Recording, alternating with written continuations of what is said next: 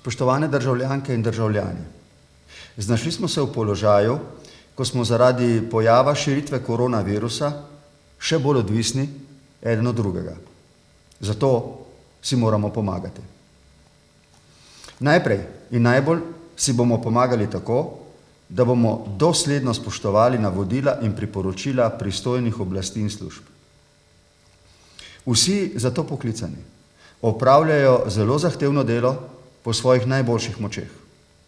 V mojem in v našem skupnem imenu jim izrekam veliko hvaležnost.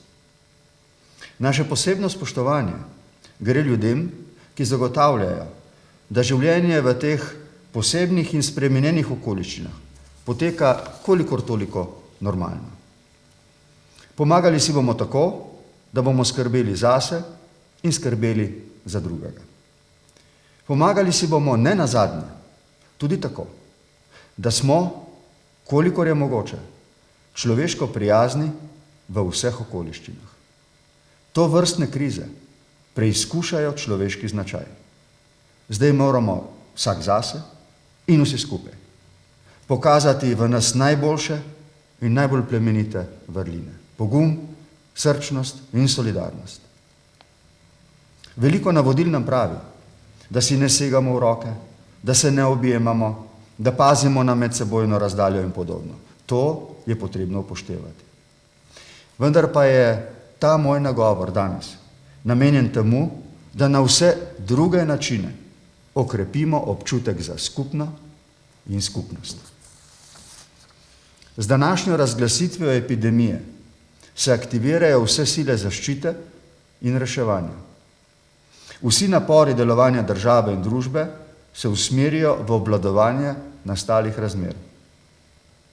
Nihče ne ve, koliko časa bomo mi in ves svet potrebovali za okrevanje. Tudi, ko bomo enkrat premagali neposredno nevarnost virusa samega, se bomo soočili z njegovimi posledicami. Ne le Slovenija, cel sodobni svet nima izkušenj s problemom, ki ima toliko neznank in take razsežnosti. Mnoge naše odzive bo treba premisliti povsem na novo. To bo terjalo od nas vse naše znanje, izkušnje, odločnost, modrost, predvsem pa medsebojno spoštovanje in razumevanje.